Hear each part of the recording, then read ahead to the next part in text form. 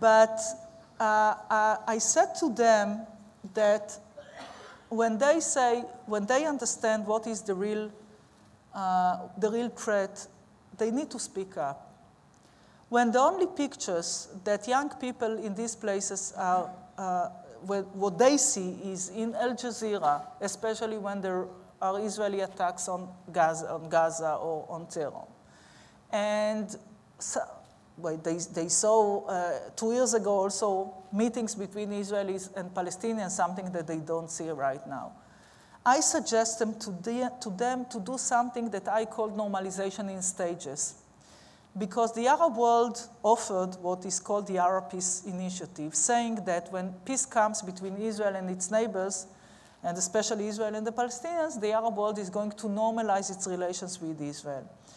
And I said to them, not for the sake of Israel, but I want their own people to see that the Arab steps toward peace, and this can be connected only to moments in which Israel is doing steps toward the Palestinians, because I can understand the linkage that the Arab world is doing in its relations with Israel to the situation between Israel and the Palestinians. Like it or not, I mean, I can understand these problems and the reason that we have this linkage. But there were times in which Israel took some steps toward the Palestinians, but it was not being seen in the Arab world because there were no other Arab leaders supporting this. But of course today, and I met, as I said before, I met the representatives of the Arab League and others, and at the end of the day, when there is no, on the other side of the equation, when there is no real and dramatic peace process in an understanding that it is serious, not just a dialogue for a dialogue, but in order to achieve peace, when this is missing, it becomes more difficult for leaders to speak up for peace in the Arab streets. But I believe that there is no Palestinian leader who can make an agreement with Israel without the support of the Arab world. So my expectation from the Arab world is to support any decision that the Palestinians are going to make with Israel about borders, about all the core issues. I think that they need carte blanche. They need an open check from the Arab world to make the decisions and being supported for this. Let's work our way back. Yes, right here. And then back there, lady in the glasses. So here and then back there. We'll work our way back, then we'll work our way up again. My name is Aziz Sevi. I'm from the Turkish mission to the United Nations here. And first of all, thank you very much for this keynote speech.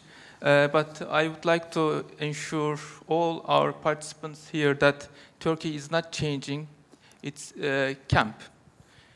The camp where Turkey is standing is very well known. Turkey and its relations with the neighboring countries is very well known. We belong to the free world, and we will be doing the same in the future. However, we cannot turn a blind eye to the developments in the region. First of all, of course, the inhuman conditions in Gaza. And Turkey is not the only country to criticize these conditions in Gaza. Maybe it was one of the, among the most vocal one. Maybe that's why we are so criticized. But we believe we have this responsibility to raise this issue because we are part of this world. Turkey is part of Middle East, part of Caucasia, Balkans, and Europe. And Turkey tried to play a constructive role in the Middle East to find a comprehensive, fair, and lasting peace.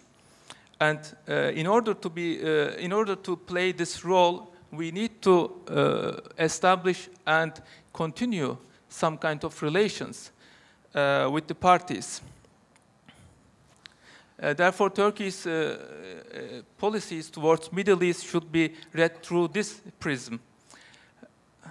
And our criticism against are not directed towards any state or people. They are directed to the policies. And one should make a soul searching why the situation in Gaza is so strongly felt, not only in the streets of Turkey, but in the world community. Sir, could we get to the question, please? Yeah, I don't have a question. I just wanted to make sure where Turkey stands. So, and lastly, about Iran, we still believe that the only realistic solution is diplomacy, and that's why we will continue to playing our facilitator role in this regard. And the only solution is, diplomacy. This is the last thing that I wanted to say. Thank you so much. Thank you.